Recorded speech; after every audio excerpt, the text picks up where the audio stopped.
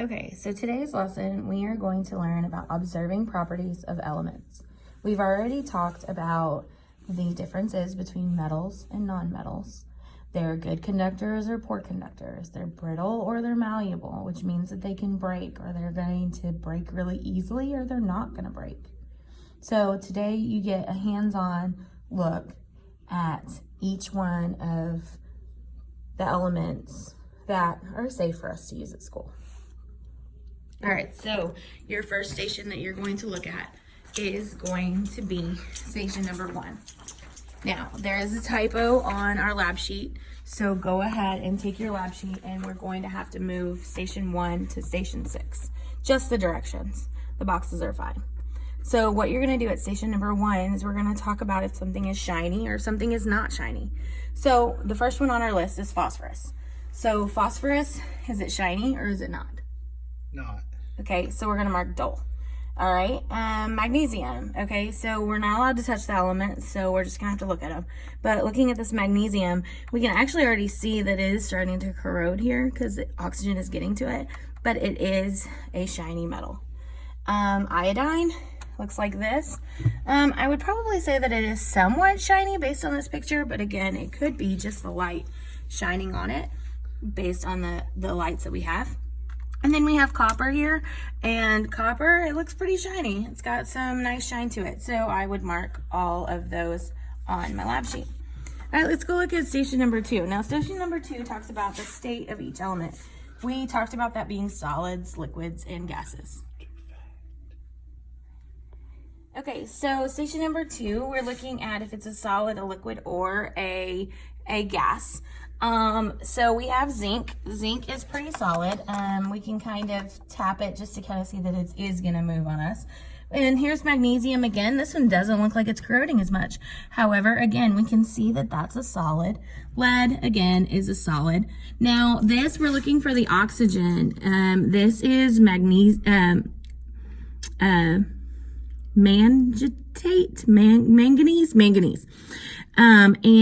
when you add hydrogen peroxide to the manganese, it lets the oxygen, it pulls the oxygen out in it. So looking at the air bubbles, you can see that those are gases. We also have iodine. Again, you can see that iodine is a solid. At station 3 and station 4, you're going to look at conductivity. And so we talked about good conductors and we talked about not good conductors. And remember, conductors means that you're going to get heat or electricity out of it. And so we have, this actually is 4 different metals, but we want to know kind of in a sense who's the brightest and who's dim. So we take our probe and we put both of the metal pieces on and we look at the brightness of the light. It's pretty bright, but again, we don't have anything to measure it against. So let's look at something else. So looking at zinc, zinc's not as bright as aluminum in my opinion. Aluminum's pretty bright. So based on this, I would write that this one's a little dimmer than that one. And then copper, copper's even worse than zinc. And then the magnesium's a little harder to get to because it is a smaller surface. And when you do get it, again, I think the aluminum is the brightest. Aluminum would be our better conductor out of all these metals. Station number 4, you're going to do the same thing with the conductivity. And so our options are lead.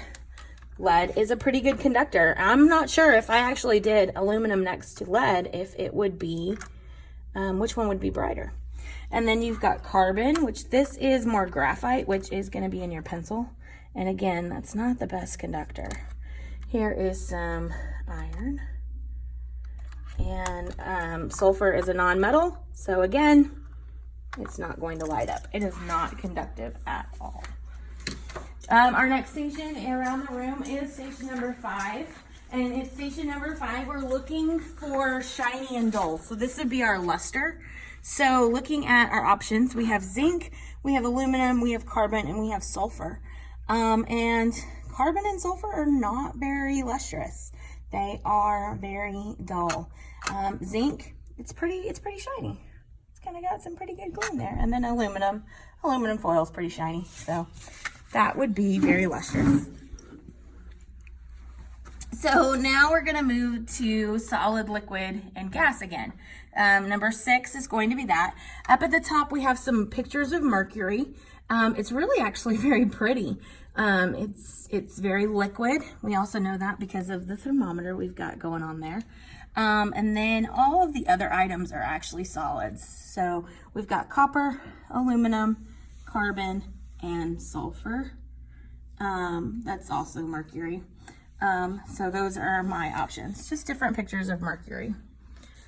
Okay, and so over here at this station, we are looking for malleability. So the question is can I hammer it? Can I break it? Or could it be bent into different pieces? So of course, sulfur, we can already see that sulfur's got some breaking. You got copper, who's got different shapes that you can make of the copper. Tungsten is the inside of a light bulb. We actually have a picture down here of what the light bulb filament looks like if you magnified it. And so you can see that it is bent, so it is a malleable substance. And then carbon as well is going to break easily, so it is not as malleable. Sulfur, carbon, not malleable. That's why they're on the non-metal side. They're gonna break into like gajillion pieces.